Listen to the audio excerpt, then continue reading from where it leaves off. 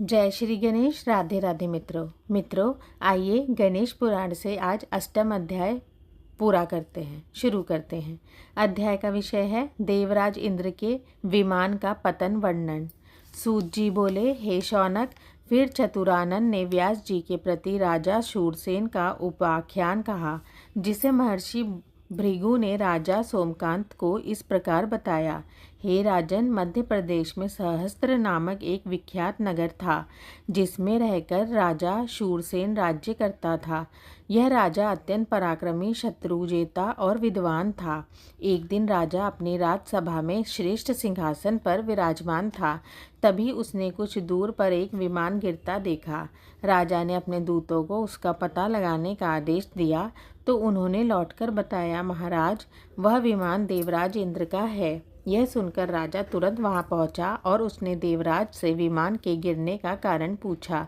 इंद्र ने उत्तर दिया, राजन, मैं गणेश रूप भृशुंडी ऋषि के दर्शन करके लौट रहा था। तभी मेरे विमान पर तुम्हारे एक कुष्ठी दूत की दृष्टि पड़ गई। उसी से यह विमान गिर गया।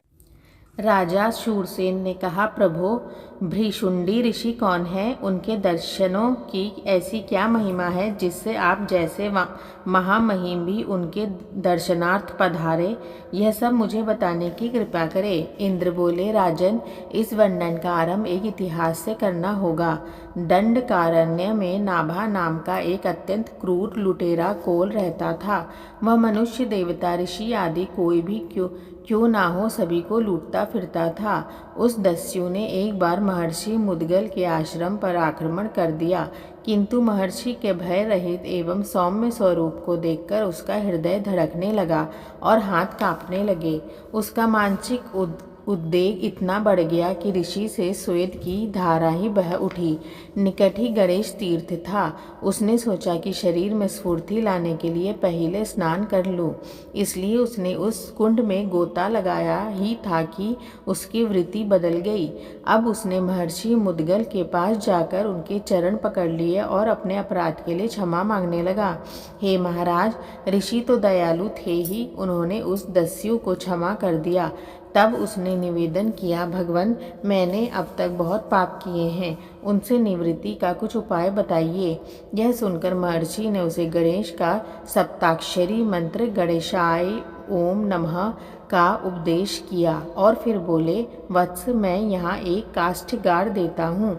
उसके अंकुरित होने तक तुम तपस्या करते रहोगे तो अभिष्ट की अवश्य पूर्ति होगी। वह महर्षि को प्रणाम कर वन में मंत्र जपता हुआ तपस्या करने लगा। उसे तप करते करते 1 सहस्त्र वर्ष व्यतीत हो गए। तब सहसा वह लकड़ी अंकुरित हो गई। उसी समय महर्षि मुद्गल ने उसे दर्शन दिए और उसे सुंदर एवं दिव्य देह युक्त करके अपना पुत्र बना लिया। तदुपरांत उन्होंने उसे गणेश्वर का एकाक्षरी बीज मंत्र दिया। उसने उस मंत्र का अत्यंत भक्तिभाव से अनुष्ठान किया तथा अनुष्ठान के संपन्न होने पर उसकी भ्रिकुटी से एक सूर निकल पड़ी। तभी से उसका नाम भृशुंडी हो गया। हे राजन, तदुपरांत महर्षि ने उसे वर दिया कि जो कोई तुम्हारा दर्शन करेगा वही मोक्ष को सहज ही प्राप्त कर लेगा और तुम 1 लाख कल्प तक जीवित रहोगे।